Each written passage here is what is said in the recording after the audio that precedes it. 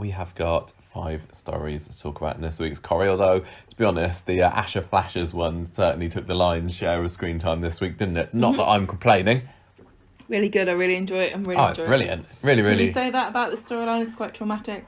Well, when you get performances like that, absolutely. Sorry, I'm just staring at my gin and tonic. Nobody noticed, darling. So we'll start off talking about that one. Then we'll have the Stillwater carry-on story, which is kind of an ironic storyline title, I thought, because it's not carrying on anymore after that rather abrupt ending this week. We'll get to that.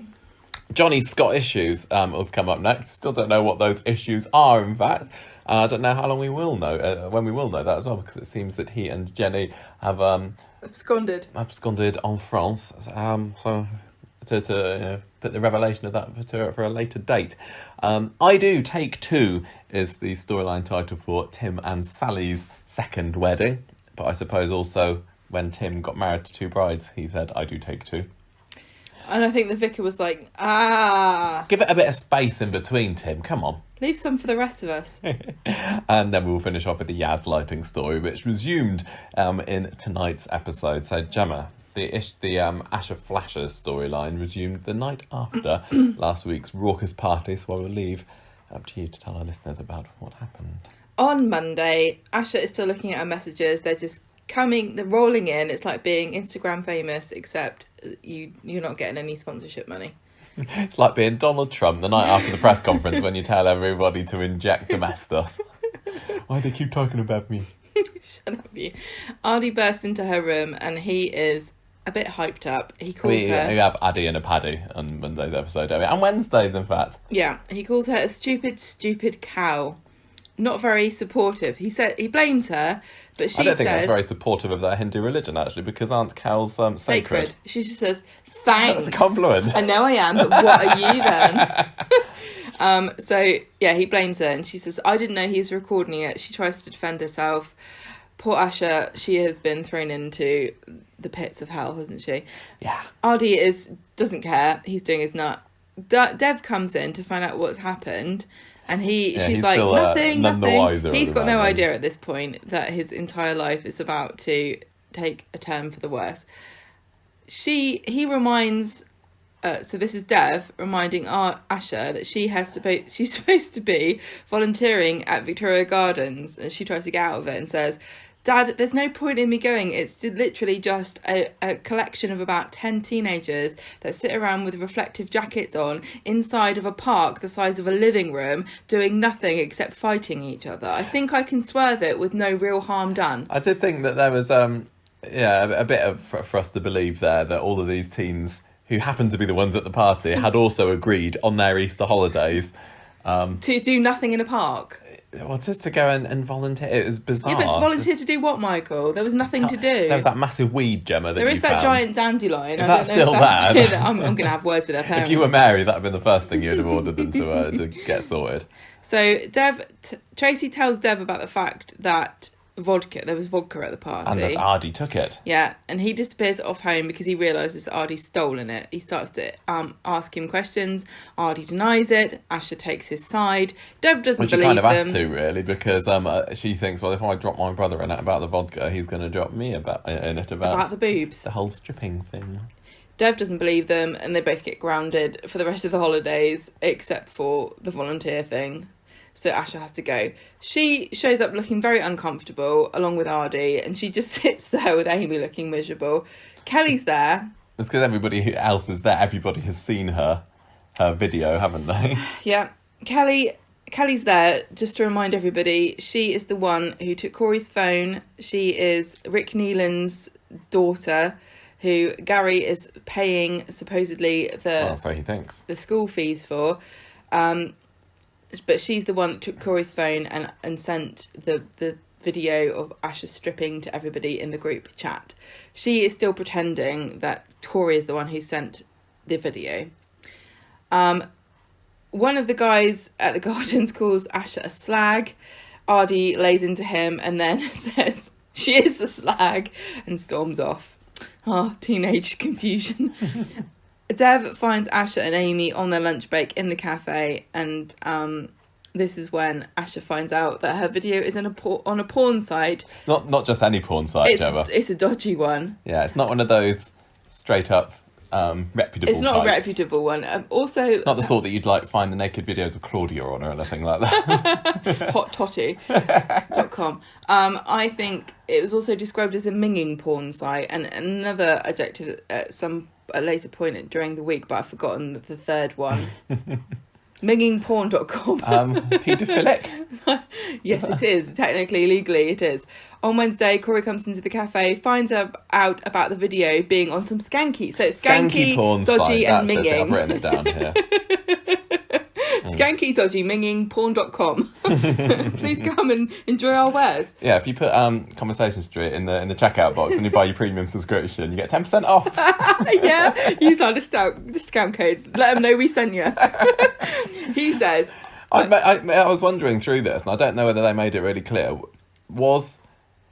because you're obviously not allowed to upload videos like that of under 18s. Yes. And I wonder whether it was uploaded, whether they thought that she was 18, or whether whether the people, whether the site, whether the hosts. Oh, of course not. This is the trouble. There are lots of websites that have videos uploaded by various people of their own doings, and they can't really vet them, and the only way really to get them taken down is to contact the site in question and say this is, it's either illegal in some manner or it depicts unconsensual situations. There's a massive problem with websites and this, that I'm sure that the sites themselves wish there was a way of making sure, but at the same time, if they weren't making so much money off of it, I'm sure they could find a way of doing it.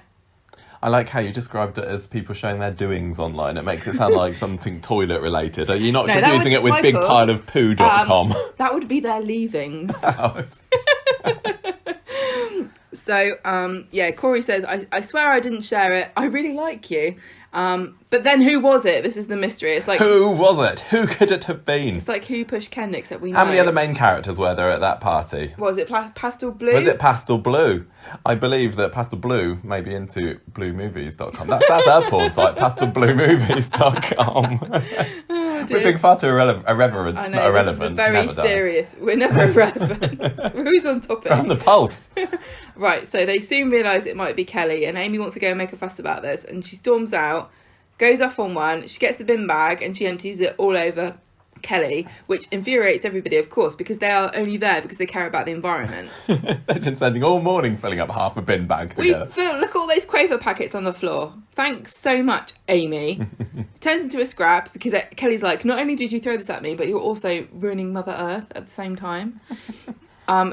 Gary has to come over and break it up because he's obviously got a vested interest in Kelly's welfare. So now, he's loitering creepily around her, so whenever anything goes on with her, he just happens to be there. Look, Kelly, I'm mad at your dad. I just feel responsible for you. It's how it works. No, he doesn't mention that, but whenever anybody this week whenever she mentions her dad, the camera pans to Gary. He's like, look, viewers, remember, he killed her dad and that is in the woods. And that is why Gary doesn't have a tie on. Because he'd be going, trying to loosen it around his neck.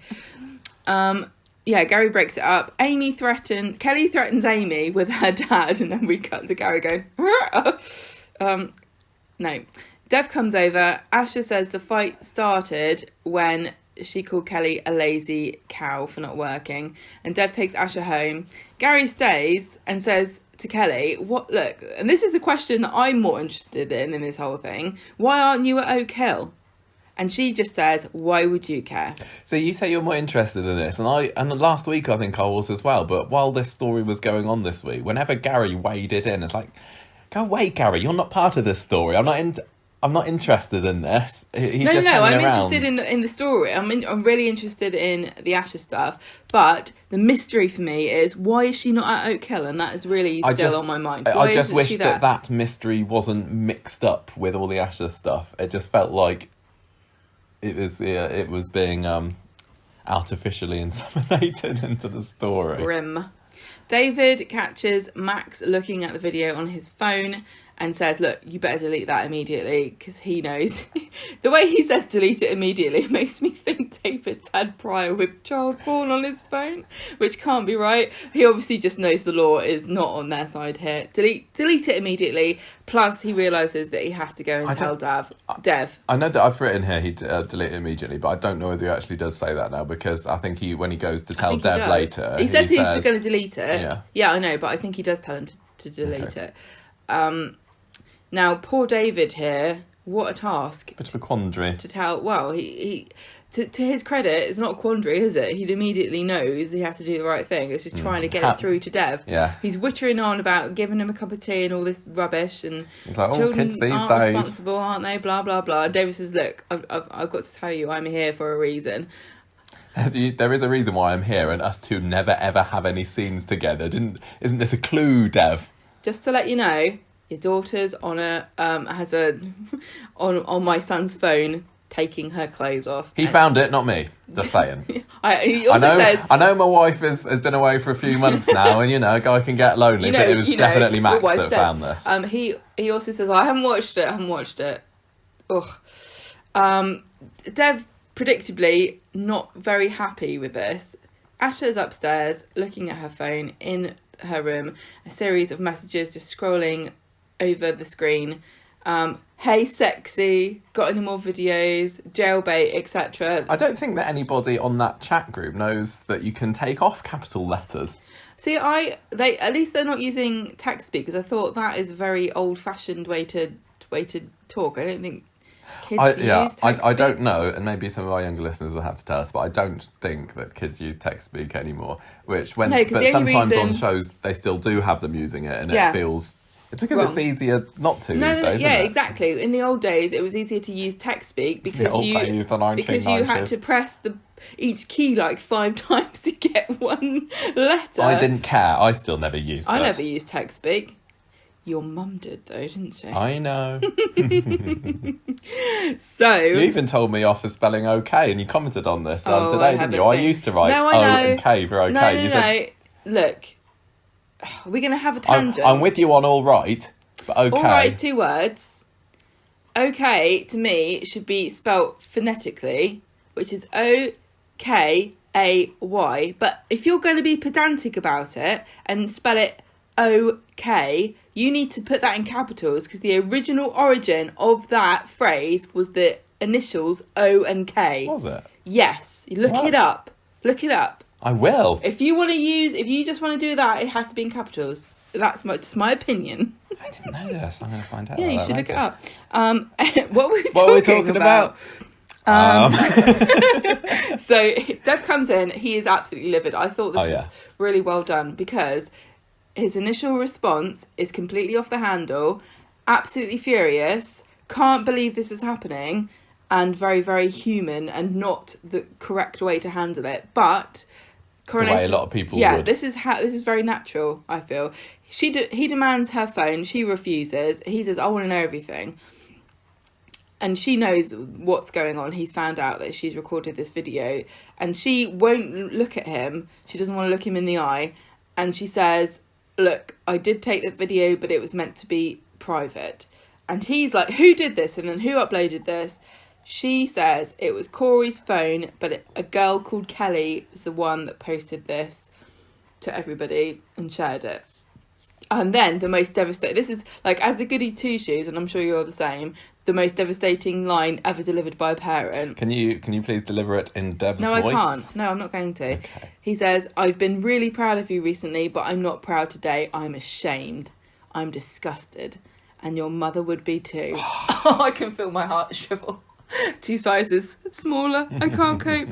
Even worse, because, as we all know, dear Sunita, the saint, is dead. I saw Shobna said something on, I can't remember whether it was on social media, whether she was interviewed for a show or something this week, but she's like, I know I've been mentioned, because whenever I go on Twitter and I've got a load of mentions, it means that Deb's mentioned Sunita and one of the kids has done something. So he comes back later, he's calmed down a little bit, and he is just looking for answers. Why did you do it, honey? Please talk to me. And she says, I just wanted him to like me. Oh, the scenes were so, like, I'm sure because like girls and their dads, oh my god, the relationship there, just this, because Dev obviously knows what it's like to be a perverted boy.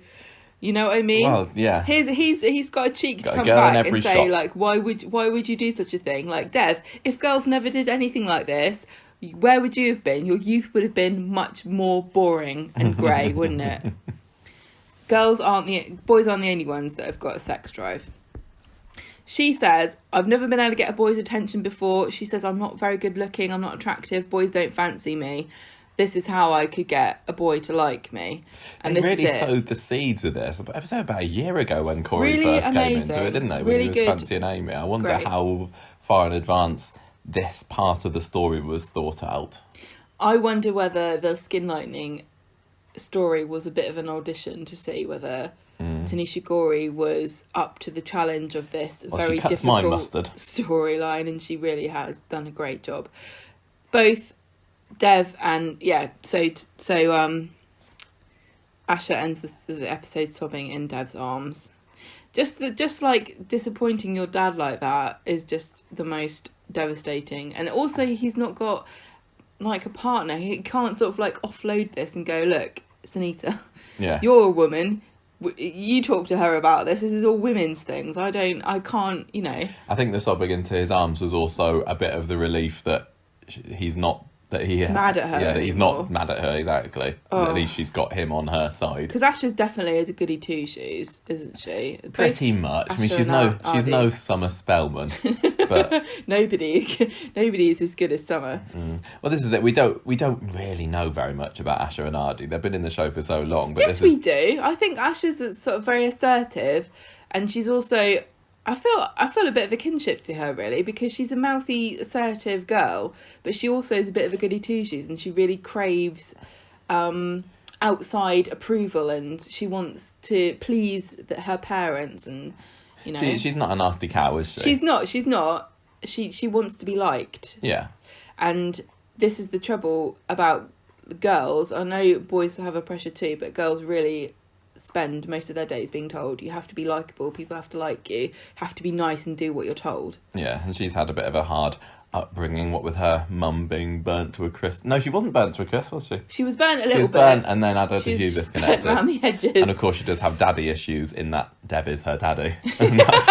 That's an issue. Exactly. So on Friday, Asha... Carry on. Asha is Dev wants to go to the police, but Asha refuses to even go there. Ardy comes into the room again to have a go at her and calls her an embarrassment, and I love this because she takes him on and says, you can talk, you should try deleting your browser history. I might be, I don't know what she calls herself, but at least I'm not a hypocrite. Because really, where do you think all these pictures on the internet of naked girls come from? It's still someone's sister, someone's mum, someone's daughter. If you look at these pictures, you cannot criticise women for making them. Absolutely ridiculous. So I'm glad that she called out his hypocrisy. And that particular scene there showed, even in this early stage, what a good relationship I think that Adam and Tanisha have as well as a brother and sister pairing. I think more is hopefully to come for those two. They're a good match. Another scene that I really, really liked was when Liz and Dev are talking about Asha, and he's talking about how he thought this would be like counselling would be the silver bullet and everything would be fine. He's kind of taken his eye off the ball, hasn't he? Doesn't he say like this is way too complicated? This is what I think. I really feel like I could raise a child okay if it was the 80s, but I cannot understand society now, and I don't think social media, it's such a difficult minefield. I know, I don't know how you do it. I wouldn't be able to do it. It's terrifying. Hats off to parents, because that's one of the things that terrifies me about raising a kid, and something that makes me think I wouldn't be able to do it, because it changes all the time, and they're under such different pressures to the ones we were under. And every generation is incomparable to what we had to go through. No, I know, yeah. Every generation has these challenges though, don't they? Yeah. Our parents had challenges that, you know, like, oh, the kids are on their computer games again. Whatever Using the shall bloody we do? phone line. Yeah, my dad used to get furious at me for doing that. So yeah, he thinks he's a rubbish dad, and you know, such pressure on him too.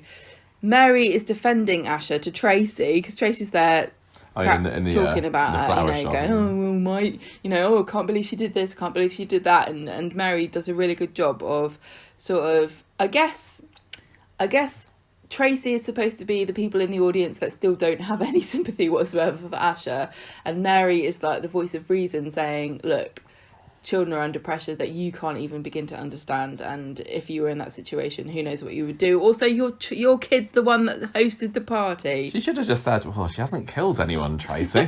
Yeah, calm down. So yeah, I thought that was really good. Ardy phones Mary. Yeah, Mary gets a phone call. I think because Ardy and Asha were both pretty much raised by Mary as well as Dev. Yes. I would say more by Mary. So he asks her over. So then Ardy and Mary have to go to the shop and drop the bombshell to Dev that this video not only has been shared amongst the teens, but it's also been put online on one of those skanky, dodgy, minging porn sites. So Dev decides to go to the police, and he takes Mary with him, and he tells them he wants to report a sex crime. The officer confirms that putting the video online was illegal, and says that it's a bit more difficult than you imagine, because unfortunately not only did everyone else commit a crime, but so did Asha, because she created child pornography. Dev's not happy to hear this. I'm sure many parents would not be happy to hear that there is no protection for children who have found themselves in this situation. No, he's found himself in a bit of a catch-22 with this, does really feel as though the law's blind on this issue, don't you think? There should be some kind of recognition of the fact that these things are created. It's one of these things that, you know, Minefield. It might take a while for the law to catch up on, and maybe when the current generation's teens, you know, grow up to be the ones making the rules. By that point, we'll have holographic porn, won't we? So there'd be no point. So the next stage, they say is they have to interview Asha, Corey and Kelly, because they're all the ones involved in it. And they point out, look, we can't just shut down this website, but we can give you details for a charity that might be able to help you, which just seems so absolutely useless. But that's how it came across, isn't it? It's just take this can't do leaflet, anything about it. But, you know, this is how, like, as somebody who spends a lot of time on the internet, this is realistically how the internet works. There's no such, you can't just go to some door and knock on it and sort of unplug somebody's computer and take a website off the internet. That's not how it works. Once it's out there, you probably can't really stop it. Yeah, there's like nothing we can do, but if you have issues with what happens, then why don't you go to itv.com/advice? That's probably what the leaflet was, isn't it? Okay, so not really helpful here. Gary goes to see Kelly and he starts to ask her more about what's going on because he feels responsible for her. Yeah, she's knocking on Deb's door. She is worried that Asha's going to think that she's the one that put the video on the internet. So he takes her to the shop and then they start talking about Oak Hill. And she starts saying, oh, you know, I never fitted in there. They called me a chav. Everyone went to Covershall for skiing. Oh, yes, I'd love to go there. Just pretend. But you never could because you're just a chav. Yeah, I am. With aspirations. So she gets kicked out because, crucially, here we go, the money has stopped coming from her dad. Plus, her mum owes them $5,000. So, now, here is the big question mark for me. This is the side issue that really fascinated me. Where's this money gone? Who's responsible? Unfortunately, because Coronation Street can sometimes get a bit hazy with the details, I don't think this is somehow Oak Hill fraudulent, like the accounting department has decided I think that Charles from Stillwaters is on the board of governors at Oak Hill. Probably. You know what I mean? Because siphon it off into his own personal account. Logically speaking, it really only makes sense that the money has been intercepted at the source because Gary knows he's been paying it. Yeah, it's going somewhere. So it's gone somewhere. So it's got to the school. So somebody at the school must have been filching it, but that can't be the actual reason because there's no character that's been established that works at Oak Hill. No. And it really would be a weird storyline to divulge now, to divert into, let's have fraudulent school fees at Oak Hill. I don't think, and it's probably for the best, that we've been given the finer details about how the money is getting from Gary to Oak Hill. He would have had to have created some kind of weird shell company or some kind of... You can't just go, yeah, you know, Rick Neelan, can you just change it to Gary Windass at Barclays? Yeah. I mean, I'm wondering, is it something to do with Sharon? Well, Sharon's the mum. No, Sharon's the co-worker of Rick, who now has her own loan shark business. Yeah. It doesn't make any sense, really, because Sharon couldn't phone up Oak Hill and go, oh yeah, I'm Kelly's mum, can you please give me the money back? What if... Or maybe that's what happened. When somebody on the finance department at Oak Hill is actually in dire monetary straits themselves, they go to Sharon to be their loan shark, and she's like, well, you don't need to pay me back from your money, but if you can get me the money straight from... That doesn't really make sense. Not really, but anyway, I'm sure we'll find out in due course. The mum owes them $5,000. Oh dear. So Gary and Kelly go back into the street, and Dev sees her and starts having a go at her, but Dev stops them. And this is when Gary stops them. And this is when Dev sort of like, I guess he's kind of insinuating there's this weird relationship going on here. It's like, how come you are her knight in shining armour? What is this relationship between you two?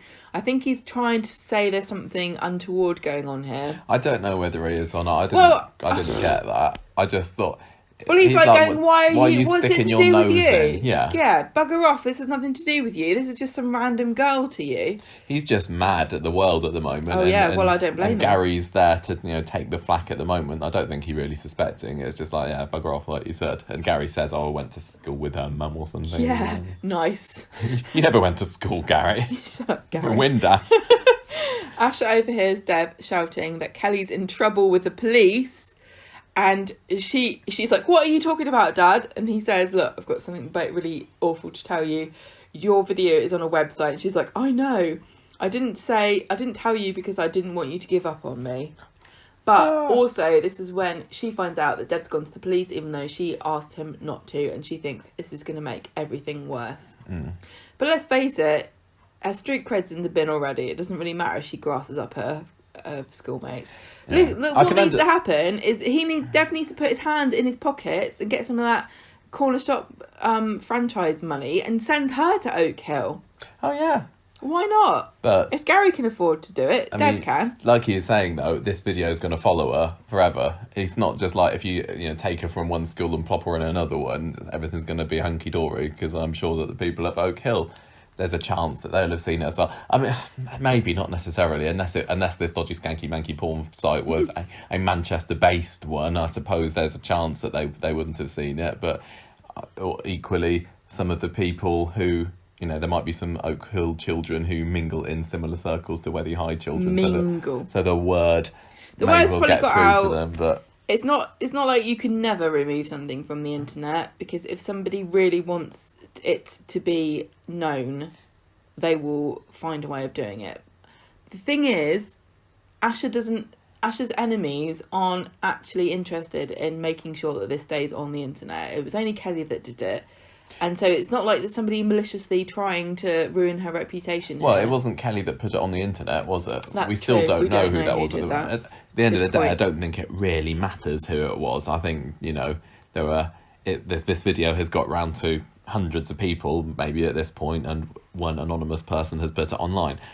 Maybe it was Pastel Blue. I don't know. I'm only wondering that because there doesn't seem to be any particular reason for them to have brought her back into the story. Exactly. But I do believe that it wasn't Kelly, and obviously it wasn't Corey either.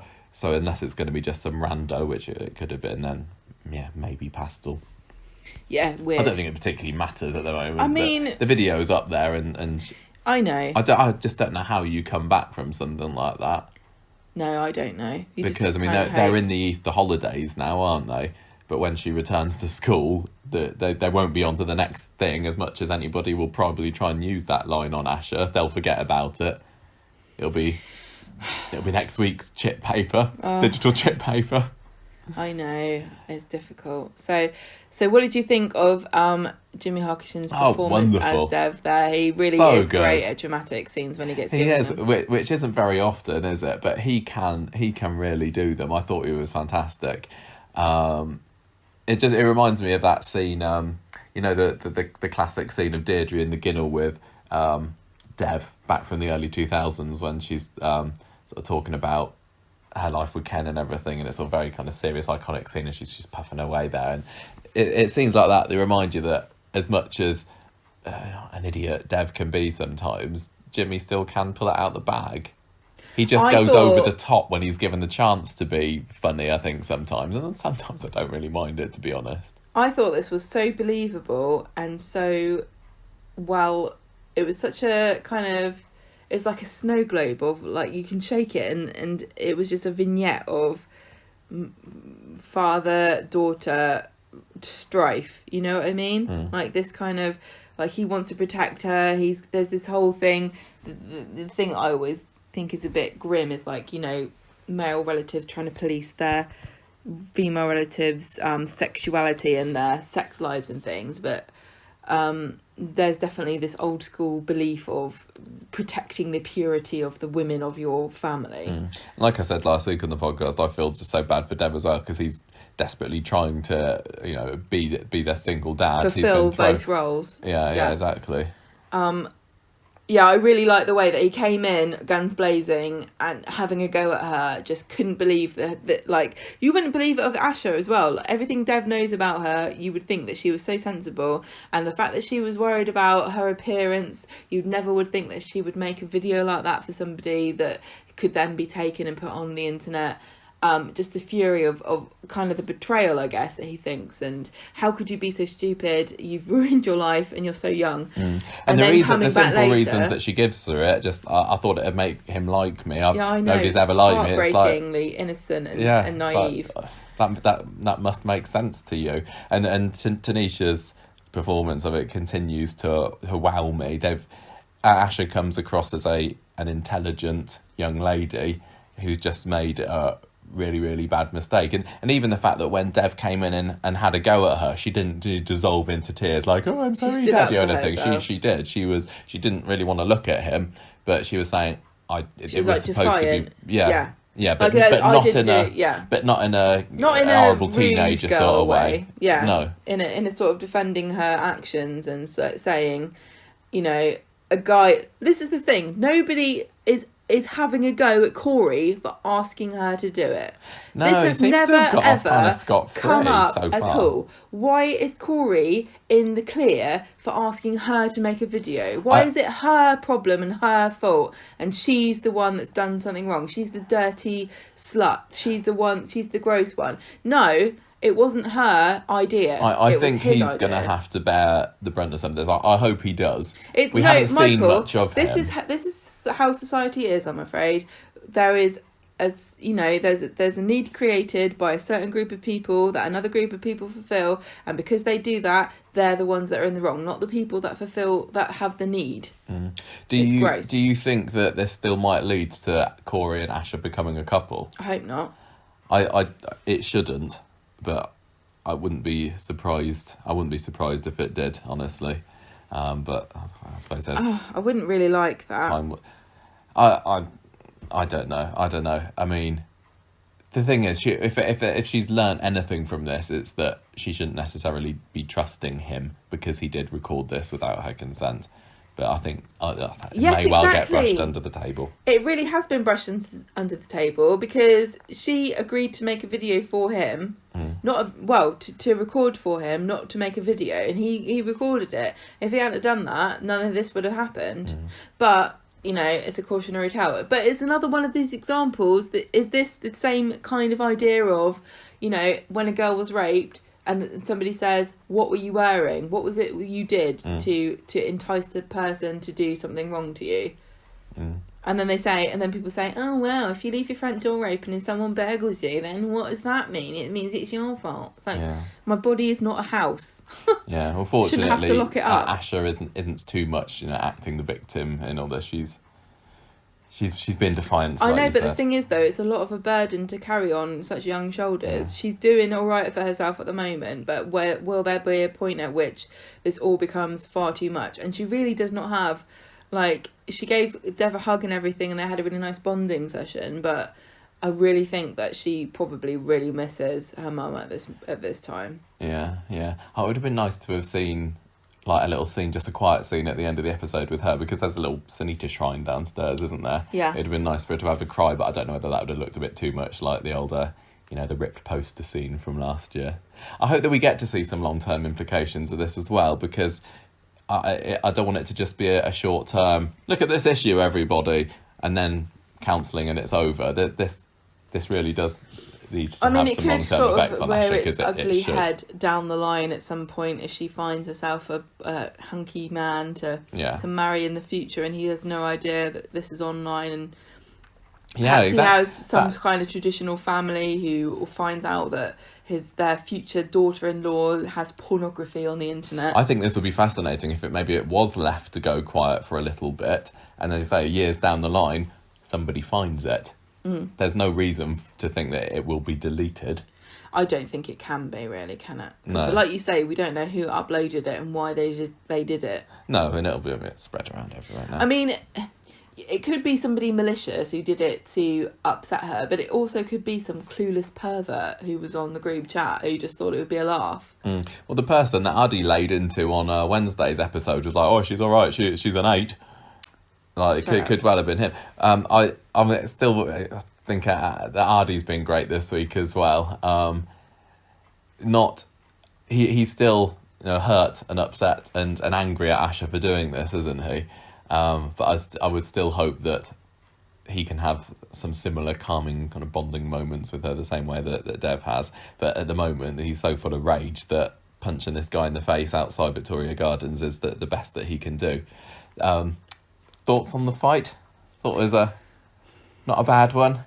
I have to say that I thought that the outdoor scenes with the teens in Victoria Gardens just really felt a bit too hyper for me. Oh yeah, you said that. It's like the wind had got up them or something. It's like cats when it's windy. You know what I mean? They run around the house like all over the place. Not just cats, kids too. I know. If it's a windy day on the playground, really those kids excited. come in and they are hyper as.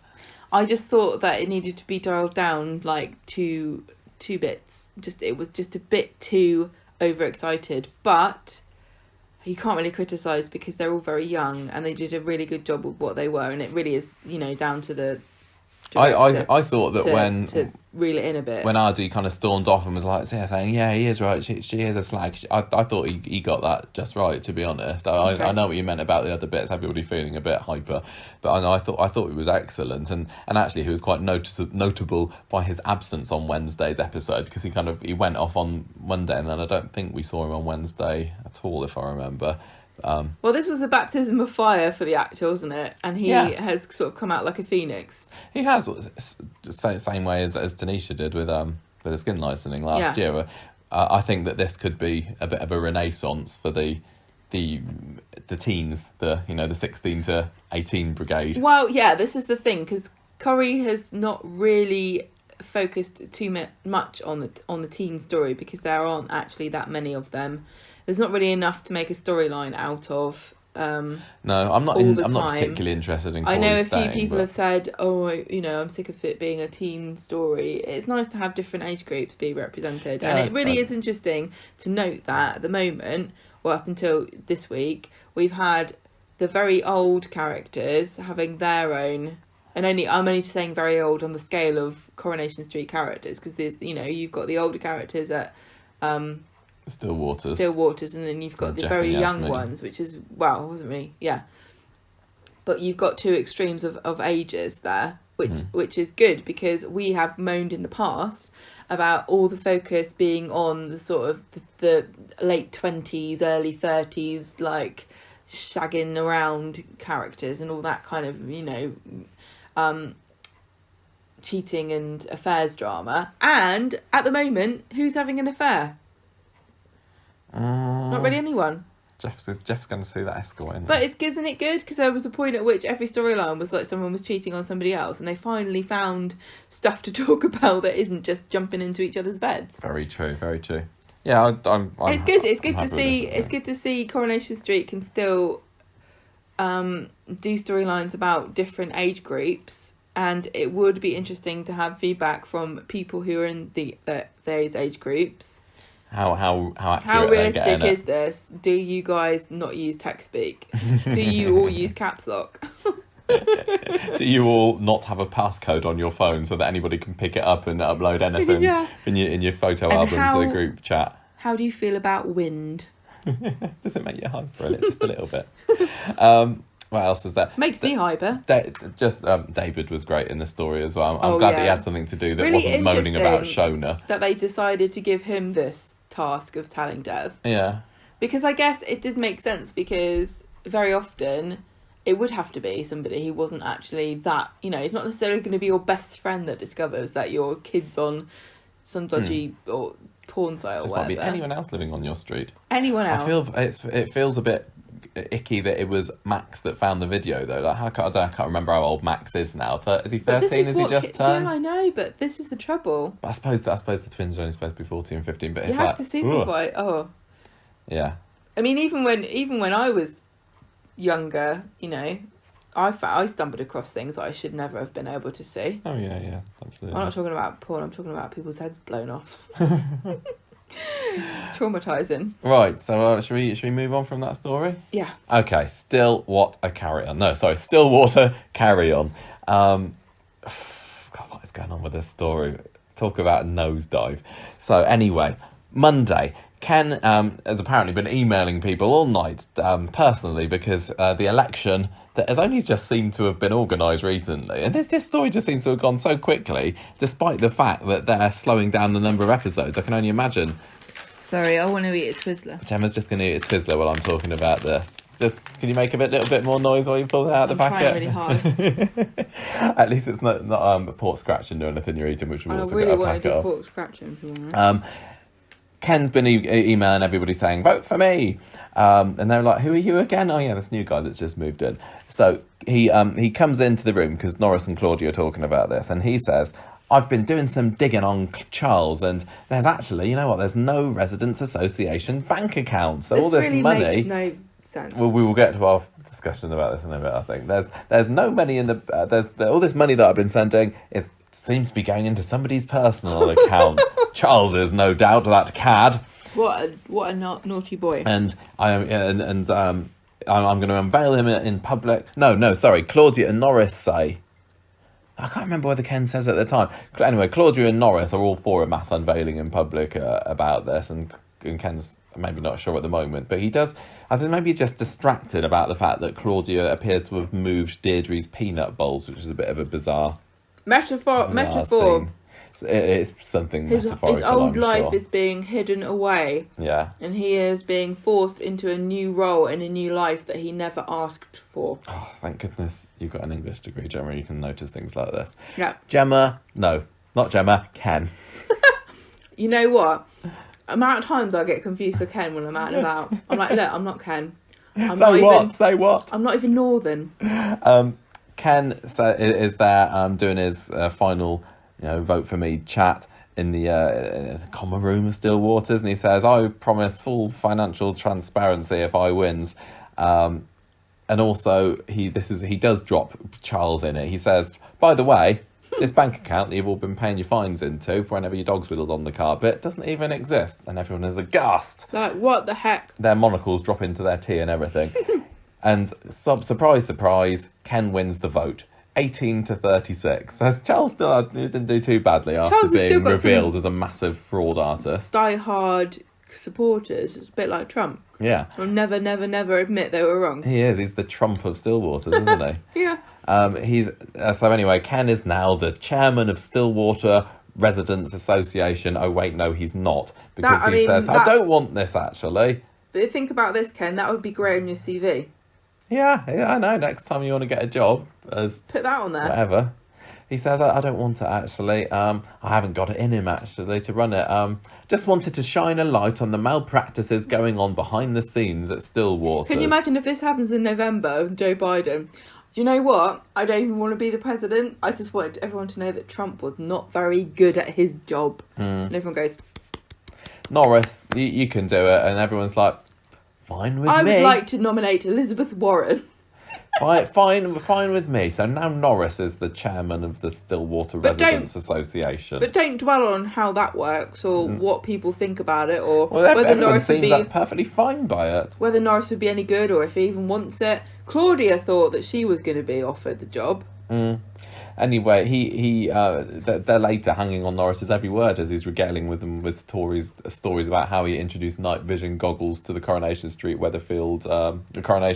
neighbourhood watch. And Ken's at the bar there with Claudia and saying, "My job here is done. I'm buggering off back to Coronation Street now because you know what, I feel out of my depth here." And she's like, "Oh darling, I know you're homesick." So the next day, Really, this is her fault for hiding the peanut bowls. the next day, or afternoon, or whenever it was set, I can't remember, Ken tells Claudia, "Yeah, you're right, I want to go home." And she understands, but she's not going, which means they are both headed to Splitsville, sadly. It was quite a tender scene, and maybe it went on a little bit, and Claudia's upset by it, but she's putting up a good front because she doesn't want to cry and make her mascara run. Very philosophical about it, I thought. She was talking about the fact that, I thought that this was going to be it. I thought I'd found you. I thought you were going to be the one that I would spend the rest of my life with. I thought this would be our life together. She sort of handles it as though she's somebody who's had a life of disappointment, and this is just the latest one, and she never believes anything good will happen. And so when the worst happens, she's prepared. Well, they depart amicably anyway, and he goes home and interrupts the chippy tea at number 1 with Tracy and Steve, and he says, "I've left Claudia, I'm moving back in." So shame for you, the house sale hasn't gone through yet, but what are you gonna do? You can't do nothing. Tracy's obviously not happy at all with this because she just started a new life at number 1 with Steve. Put all her horrible pictures up. She tries to make out that she's upset for Claudia, but Peter and Steve both point out that she never really liked Claudia anyway, and Ken says, "Well, look, I'm not pulling out of the house sale. You can still buy it as far as I'm concerned, but I'm moving in. I'm going to stay in the front room." Handily, Peter, you've just come back from Portsmouth. You've been staying here for a bit, and now you're moving into the Rovers. It's like a perfectly choreographed game of musical beds, isn't it? So that's what they should have called the show. Yeah, totally. And then we had a little bit more of it on Friday, not too much. Although it was nice to see Claudia for one final hurrah on Friday. I know, but I don't know if she's left though. It felt a bit more conclusive than it did on Wednesday. Tracy is continuing to insist to Steve that Ken was acting a bit too hasty when he dropped Claudia like a brick, and I totally agree with her. But so she phones up Claudia and says, "Look, come and have a drink with me at the pub. You must be upset. You must need a shoulder to cry on." So Claudia goes round there, and Tracy says she sees through Tracy's faux sympathy for her, and Tracy says, "Look, I admit I like having the house just me and Steve and Amy, but ultimately I don't want my dad to be alone. Can you please try and get back together with him?" And Claudia says, "No, it's over." And this echoes what she was saying on Wednesday's episode as well, when Ken was breaking up with her, and she says, "Are you absolutely sure about this? Because if you say this is over, then it is over, and we're not going back to it." And she's sticking to it on Friday, and that is where we leave it. And Claudia's saying it's over. Yeah, I really don't want this to be the end of Claudia, but it's going to be, isn't it? Well, the reports are that yes, that is the end of Claudia. It seems that Rula Lenska has left the building. No. Tragic, and sprung on us as well. I know. Well, I didn't see it coming, but tell you what, when they were teasing somebody was going to announce their departure at the end of episode 10,000, you went into that episode saying, "Oh, it's Claudia," didn't you? Yeah, I did. and it just seems to me now that this whole Stillwater story was some very long-winded exit story for Claudia and Eccles, I guess. But I think it was more like a misdirection as well to hype up, look, Ken Barlow, he's leaving. No, he's not. We wouldn't do that to you guys. Utter disappointment and a letdown for me. I'm gutted because I was looking forward to this story. I like the idea that Claudia was getting involved in a story to herself. I was looking forward to seeing Norris, Frida again. I don't even know whether we even saw Frida this week, did we? The whole massive bombshell at the end of episode 10,000, Ken's leaving. All the articles coming out straight after online saying Ken announces he's leaving Coronation I know, Street. but those just kind of felt really stupid and hollow to me because I was thinking, of course Ken's not left. I know that angle that they took was silly, but I think the journalists knew that Ken was not leaving, but they wanted clickbait. Yeah, of course. Yeah. But it just, if you go back to watch episode 10,000 now, and then this is the massive cliffhanger at the end, it's like, oh well, he's back now. and I did think he would come back. I think I thought that he would come back, but not yet. Well, I don't know. Well, I really enjoyed the Stillwaters stuff. Massively rushed. I think a lot of people didn't. I know there were really huge flaws in the whole... Massive flaws and plot holes and rushed bits. As the story progressed, it became more obvious to me that this storyline, the Stillwaters plot, was just not very well thought out. But imagine how good it could have been. Could have been really amazing. could. Because I love Claudia, I love Ken. I mean, I don't blame Claudia for not wanting to leave. Did you see the panelling in that room? and those windows? She really was the one dream. that was kind of cajoling Ken into going. Well, she was the one that was at home at that place, wasn't she? She was, you know, you only have to see her in a fencing gear to see that, yeah, Claudia was made to live at Stillwaters with all the other hoity-toity hoi polloi and the retired brain surgeons and RAF. And I can totally see that all his life Ken has had ideas above his station, and he thinks he's better than those beer swilling morons living in Coronation Street. I mean, he wrote the article saying as much in the 1960s, didn't he? Yeah. And now he's realising, no, I do just want to be having a drink down the pub with my friends. So that all makes sense, but I just it just felt so rushed. It felt a bit convoluted. Well, it felt convoluted, but it felt silly rushed. It got silly with Charles sniffing the dog's wee. Charles was never really developed into a big villain anyway. Yet again, another character who has no motivation for what he did. Yes, he stole money, but do we know why other than he's greedy? I really wish... but I want to finish my sentence. I wish that Coronation Street characters who are villains had more motivation than just a random selection of one of the 7 deadly sins. Like, well, he's greedy. He was just shallow. Can't we have as shallow as a puddle. Can't we just have some, his wife is got dementia and he wants, it really makes, I know it complicates things, but it makes storylines so much more interesting and satisfying when their character genuinely has a real motivation for screwing over our favourites, and the fact, other than just their evil. The fact that he had no depth or motivation was immediately clear, because as soon as Ken unveiled him at the vote, he scurries off, and then that's the last we see of him then. Doesn't even make any attempt to defend himself whatsoever. No, I mean, I will eat my words, because I know I've been off on rants on this podcast before, and then the next week I'm proved wrong. If Charles and Claudia carry on this story next week, or Charles and Norris and Frida, then fine. But I just can't see it happening. We didn't even get to see Ken unveiling the truth about Charles. He literally pops in the beginning of Monday's episode and says, "Guess what, everybody? I've just been doing some snooping and I've uncovered this." Let us see it at least. Let us see Ken sneaking around. Let there be some kind of danger or tension or something. It just seemed to solve itself in lightning fast time, and it would have seemed even faster if it played out in the speed that they originally had tended to transmit this. Yeah, true. The election came far too quickly. The fact that Ken was able to get any votes when these people literally only just met him is unrealistic. I just such a disappointment. I know, but your tone of voice is really getting on my nerves.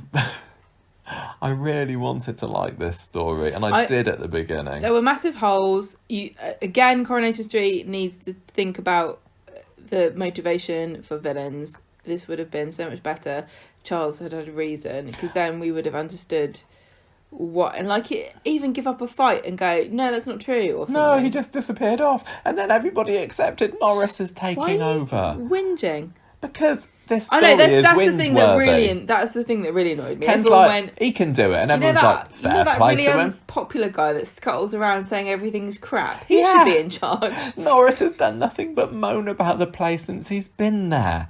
Yes, He's purposefully, sabotaged it. he's sabotaged it. He's sat away from everyone else. He's not got involved. He's made He's no sneering. friends. He thinks did that that- they're all a bunch of sheep after Charles. Do you remember when he did that art thing? He's like, Yeah. And now they're and saying, everyone's like, yeah, you- he's the best.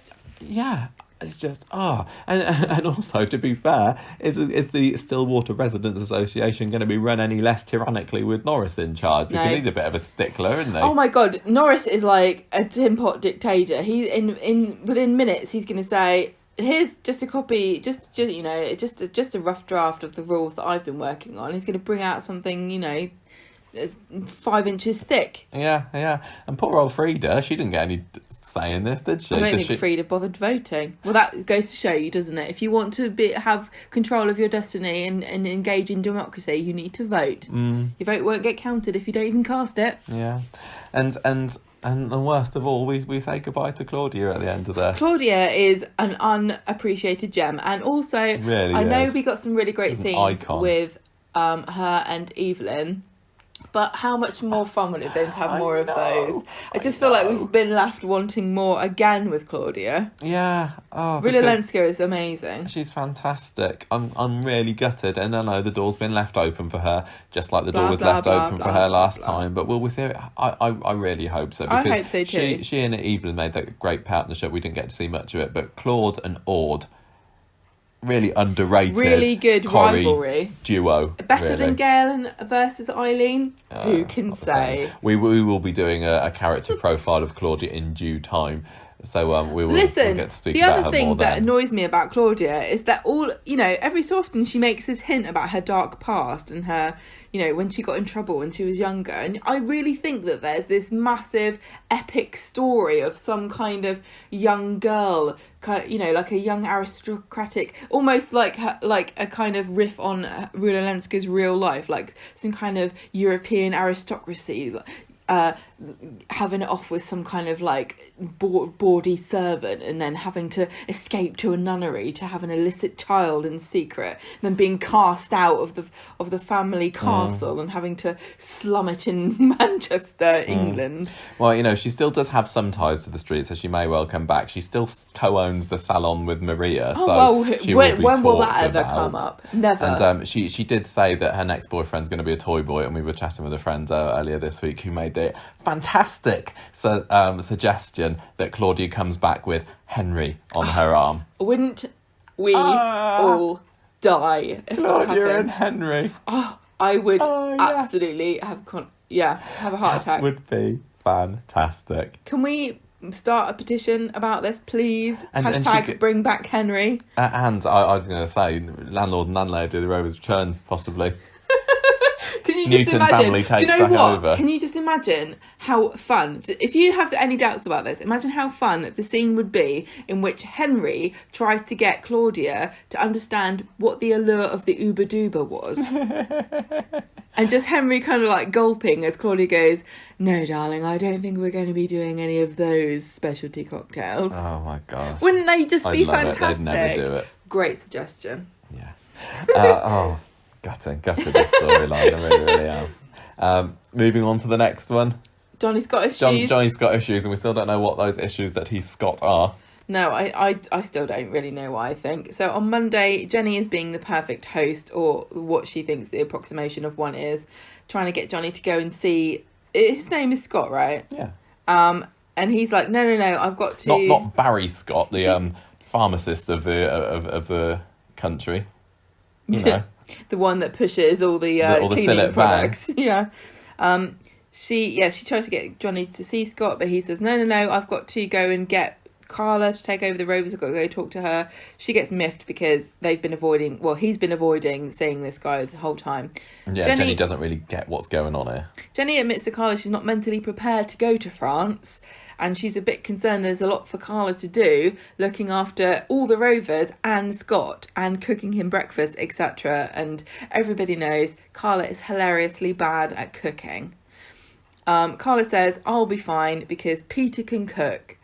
Another hilarious turning of stereotypes of gender on its head. A man can cook breakfast. Not only can Carla not cook, but she also cannot pull pints, which is this is kind of the the standard. Anybody starts working in the Rovers, they can't. Well, anybody they want to sort of show up as not being very good at this, they will make a big deal about the fact they can't pull a pint. Yeah, and Carla makes an all-head pint for Jenny, and not for. I think. Well, she's looking on awkwardly.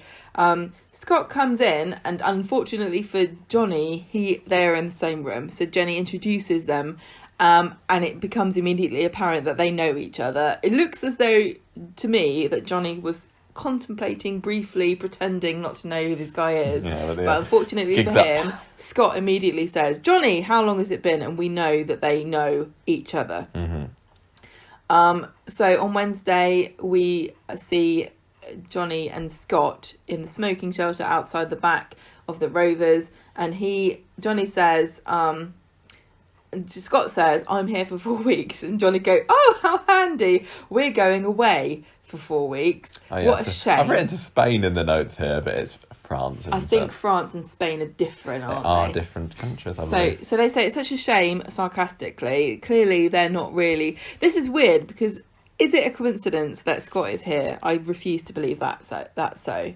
Scott must have come here for a reason. Do you think he's here for Johnny? No. He seems to give it up a bit quickly. Is it just a soap coincidence? It's a soap coincidence. All right, if Scott had come for Johnny, he would have done more. He would have protested. No, I'm just saying before this meeting at the end of Monday's episode, Scott would have done more to try and persuade him to stay. No. Before, to try and talk to him. To meet him. Exactly. Yeah, he was just like, the fact that when he came in for the first time and then went off for a little bit and then came back later, if he wanted to catch Johnny, he would have stayed there. So coincidence. Liz comes out to flirt with Scott, and Scott invites her out for dinner eventually. So Johnny and Jenny go off to leave for France, and Johnny sees Scott and Liz getting close in the booth and shoots a dirty glare at them. Makes me wonder whether perhaps the history between the two is some kind of relationship. Well, I think so. Adultery thing. So, yeah. Well, because when just as they're heading off, this is when Scott catches Johnny and says, You're not leaving because of me, are you? There's no hard feelings on my part. The past is the past. Yes. And so it seems like Johnny has done him wrong. And Johnny or Scott. It seems like Johnny has done something bad to Scott, because Scott was the one. Johnny. Scott says, there's no hard feelings on my part. So Johnny has done something to him in the past. So I think that Johnny's had it off with his missus or something. But it could also be that Scott is a psychopath and he stole Johnny's wife, and then Johnny found out and got crazy and beat him up. And so Scott thinks, look, there's no hard feelings on my part because you punched me because I slept with your wife. You know what I mean? I can see people having no morals, thinking you did me wrong because... I think that the romantic history or the family history between Johnny and his wife is set in stone enough that wouldn't have happened. Because remember, the only reason that she died, we know now, is because she discovered that Johnny had fathered Carla when he was having an affair. She goes crazy, runs out the house, gets hit by a car. And Johnny didn't see it because he's got Oopsie Daisy. Yes, remember that. So it seems to me that Johnny's wife was not the sort who had an affair herself. Otherwise, it'd be the pot calling the kettle black. I think that Johnny, who has obviously got a history with playing away, has diddled Scott's missus at some points because he had the affair with the woman that was Carla's mum. Obviously, he spent that night with Liz recently. So he's got form. He's got form. It's sad, really, because I like Johnny and I don't want him to be, dragged through the mud. But he's obviously, and the fact that he was trying to avoid Scott, it just says to me that he's got secrets. He's done something wrong, and he doesn't want Jenny to find out about. But obviously, she will. So there's going to be troubles ahead for Johnny and Jenny whenever they come back from France, and I'm gutted if we're not going to see any more of Johnny and Jenny for it's going to be 8 weeks now, isn't it? Because if he's saying I'm going to go away for 4 weeks, we're at half true. speed. 2 months of so we might not see this until the end of June. One of them might come back early. I don't know. Possibly, but the mystery of who Scott is, if that's left for that long, they've done it before. And I really wish they had learned from past mistakes that it doesn't really do well mysteries. to have a lingering mystery, because by the time it gets resolved, soap watchers have gone through every single possible reason and there will be no surprises.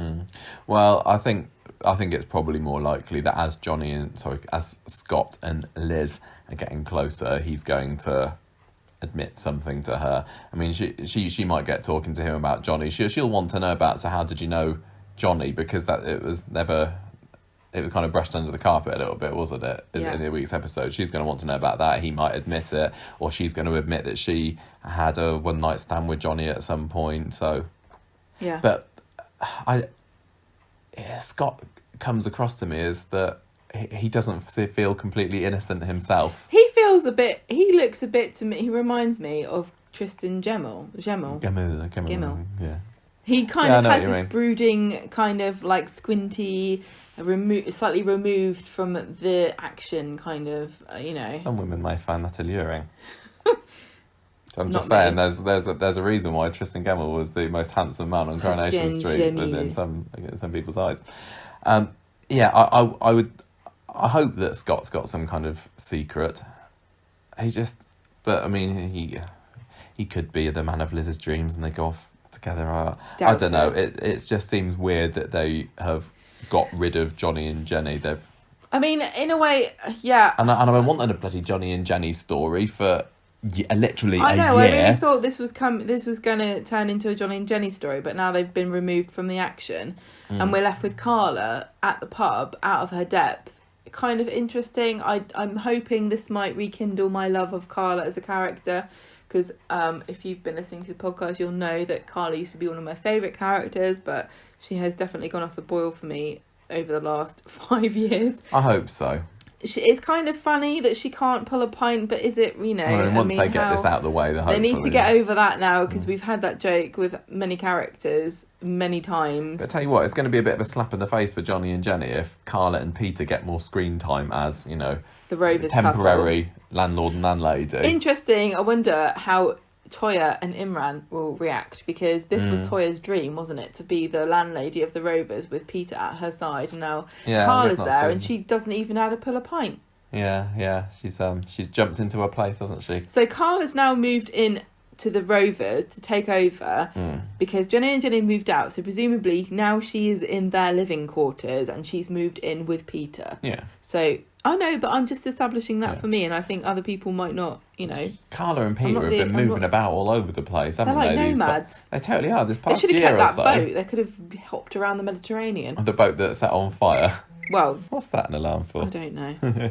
Well, before the boat burnt to a crisp. Okay, fine. So they obviously can't stay there forever. So when Johnny and Jenny do get back, they'll have to find another set to live on. Yeah. I just wanted to say about Jenny as well.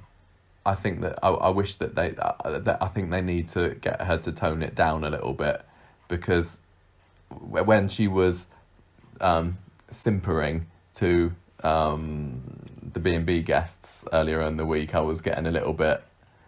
I think that's just how Jenny is. I think that she is saccharine when she is trying to be a hostess. She just came across as She just came across as a bit desperate, and I'd rather that she came across as more controlling and. I know, I've been at these pubs for 2 years now. It depends on how long I really want her to be a landlady for a long period of time, and I think if this is part of her, stepping stones to establishing herself as really confident, that's great, because she probably still really, think about the fact that she used to be the cleaning lady at the factory and now she's the landlady of the Rovers. She's going to still have a bit of a confidence issue just because of that. So I think it is realistic. I hope that they do get to the point where she is much more commanding. I really would like them to and have more serious storylines with Jenny, please. Yeah. Well, it seems like this could be it, but they need to be in it. There, yeah. Okay, I do take 2. What's Tim and Sally been up to this week? Oh no, it's me, isn't it? Not much has happened. Sally's fallen over this £2,000 wedding dress on Monday, and Tim says that because She is the love of his life, and he did her wrong by getting married to someone else beforehand, etc., etc. She can have it. She can have You never whatever said she that. wants for this wedding. I didn't say that, no. Well, I didn't have a Las Vegas wife, so didn't have anything to make up for. I was perfect. So Tim's later worrying about where he's going to get the funds for this, and it transpires that the only option that he thinks is a short trip to the glue factory for Tiny. Well, he thinks he can sell a horse that is presumably... Well, it's not a foal, is it? It's No. getting up in years. Well, I don't really when they know... got Tiny, he was a bit of a nag, weren't they? Because they were expecting this champion Yeah, racehorse. how much does he realistically think he can sell Tiny Well, for? every little helps. As You might far not get as the I'm- full £2,000 for it. No, but I imagine that the biggest benefit of selling Tiny will be no ongoing maintenance fees, because the amount, you have to pay a lot of money out for a horse. But are we going to get rid of Tiny without seeing him again? Probably. Are I think we to Tiny believe has... that all this time Tim has been falling over this horse and we haven't got to see it? Well, Tiny Stupid. has served his purpose, which Yes, was somewhat. comedy scenes last summer. Yeah. And it's kind of been a Hiring bit of a a... horse. Yeah, and it's a shame, really, because Tim did really love that horse, and they made a big thing about Tim Well, being the only one that cared about He it. obviously didn't care about the horse that much because he's thinking of him as an asset rather than as a pet Well, and a member of the family. You know what, at the end of I the day... can't imagine selling Abby because we needed money. I know. At the end of the day, he might not end up having to sell Tiny because his financial saviour, Jeff, comes in on Wednesday and says, look, if I've got a load of money... he's like, I'm loaded. Why do you think I've got into the magic business? To make money and get birds. Well, it's all this money that he's skimming off of the speed dial, isn't he? And he's got access to Yasmin's funds and everything. So he's just like making her go out and buy ham. Yeah, so he basically throws wads of cash at Tim and says, don't worry about it, aren't I a great dad? And Yasmin will be fine about it, by the way. And Tim's a bit embarrassed by this, but he accepts. And then the only other thing that we saw happening was a little scene Oh, a with dilemma. Sally, Abby, Kevin and Tim in the snug, or the snug that was, Very talking about funny them. because Abby and Tim, obviously, in real life, the actors, are now Sal and Joe. engaged. So it was quite funny to me watching the pair of them talking about how much weddings cost and, what a fancy dress is, because I'm so excited. I hope that we get to see some pictures of Sally Carmen as a bride, because I know she is going to be amazing, no pressure. Anyway, Sally just says, can you be the witnesses? And also, while you're there, Abby, can you be a bridesmaid? Did she ask to be the maid of honour or something as well? I think after a certain age, you have to be asked to be the maid of the honour. old maid of honour. Can you be the matron? I mean, I don't know how big a do they're going to make it, but it's not big enough to invite Rosie and Sophie back from their travels. They make a point of saying, so thank goodness for that. Well, yeah. We won't be expecting Wouldn't them ask to Abby turn to be up. the bridesmaid if it was going to be a good do, would you? Abby's totally chuffed by this, obviously. Oh, and then I want to see her in a bridesmaid outfit. Kevin pretty much invites himself to be the best man. He's like, does this mean that I'm going to be the best man? And it's a little bit awkward because yeah. it turns out that he's already asked Jeff. Well, he tells Sally privately, I've already asked Jeff to be my best man, and now Kevin's my best man too. But as we know from personal experience, you can have more than one best man. It doesn't matter. Yeah, well, maybe by the time this wedding comes out, Jeff will have been murdered by demasked Yasmin. or something, and it'll solve the problem for him. I thought Tim, for the first time ever watching the show for a good long time. Yeah, not forever, because he did I appreciated him and thought he was a great gentleman when he said, you can have whatever you want, my bride. I said that's what makes Tim the perfect man. Yeah. All it needs is a splash, Being elaborate splash with their your... cash at their significant other. Yeah, of course. And then for you to give me some glances and say, look, Tim's doing it. Tim's doing it. Look, Michael, we did that thing about love languages, didn't we? I know. I like presents. Yeah. Wow. And what do I get? I have to buy my own Packet presents. of Twizzlers. Yeah, I know. I bought them myself. We know Jeff's fiddling the money. Tim, I don't know. I think as sweet how excited Sally is. I think it's a bit odd that she shouldn't even be having this wedding. I know, Tim's come out of this smelling of roses yet again. I know, but weddings are lovely. I think if I was Sally, I want to go to a I'm wedding. surprised she doesn't think that people aren't gossiping about her. I mean, people Yeah, I probably know. are gossiping about her. Sally She'd would be gossiping about other suspicious. people if the boot was on the other foot. I know.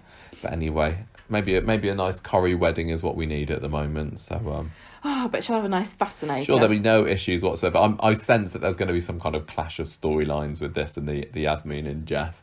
Is this leading up to? I don't know when the wedding's supposed to be.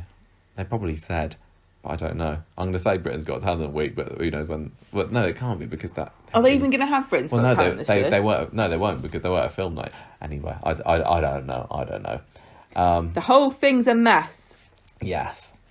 Right. Speaking of the Yaz lighting story, Gemma, last one. Speaking of the whole thing's a mess. Mm. Yaz and Jeff, Yaz lighting. We only had Friday's worth of episodes about this. So Jeff says to Yasmin, what do you want to do? You can do whatever you like. You're my queen, wonderful woman. So we'll do what you want. And she says, you know what? I would really like to go to the cinema. And he says, nah, I don't want to go to the cinema. You go by yourself. So it's a bit go of a with test, someone else. Really, wasn't it? Because she was like, no, I don't want to go anywhere I'm not going without you. It's like, yes, that's the right answer. Exactly. So they agreed to have a stay-at-home film festival. So Kathy goes around to moan at Dev about Brian, I think, or she's just moaning about her life. Dev's obviously not interested. No, Kathy's moaning about Bernie at the kebab shop, and Dev's right. got his own issues to be dealing like, with. I'm not really interested. interested. He's quite short with her. Jeff is like, oh no, you No, and then Kathy gets told by Dev, look, if you don't like your job, bugger off and quit and find another one. So she stomps over to Jeff and Yasmin's house at that point, and Yasmin isn't particularly happy to see Kathy because she was wanting to have this lovely film day with Jeff. But Jeff, unusually, is like, oh, come in, Kathy. And Yasmin's kind of like, what's going on here? And so is Kathy. So they make a nice sandwich, and this is the ham that Yasmin had bought for Jeff, which was £4, which is the crumbly edged ham that he likes, which I can only assume is Wiltshire ham, which is Southern fare. I don't know why they're eating that on Coronation Street. Probably. So as they're eating this lunch, she's going about she's saying that she likes this ham. Kathy, and then Jeff's like, oh, I don't go much on it myself.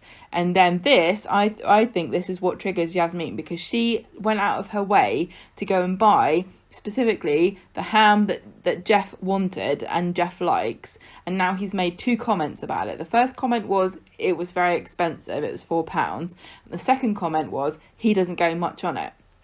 So as Kathy's moaning about Brian, then Jeff starts going, yeah, you know, men can be a bit rubbish, just like me, we don't always listen, blah blah blah.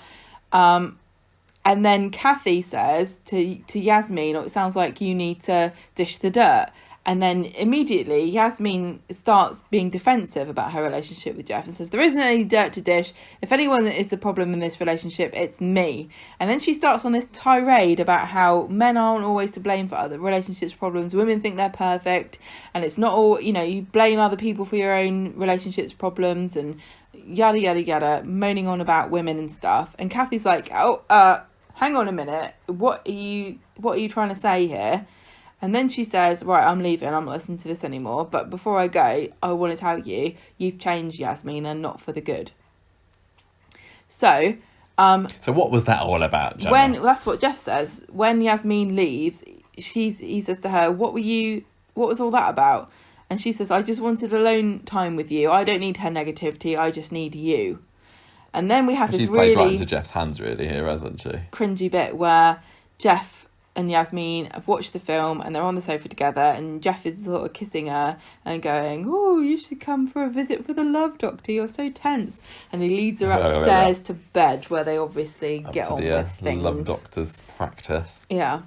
So what was Yasmin's behaviour about over dinner? Well, this Gemma? was just a sort of demonstration of how Yasmin has taken on Jeff's talking points, I guess. I can imagine that Jeff has spent many a evening ranting to Yasmin about how women think they're so perfect, and in a relationship it's always the woman who criticises the man, and even though he tries really hard, and then also hammering home this thing about how perfect and wonderful he is and how rubbish Yasmin is. And so when Kathy triggered her, when she got triggered by this thing about how the ham that she brought wasn't good enough, then she hears Kathy ragging on guys and Jeff saying, yeah, we're all rubbish. She immediately jumps in because she hasn't managed to win his affection and approval with the ham. So she has to jump in and defend his honour as though Kathy was attacking Jeff, which she wasn't doing. But in her mind,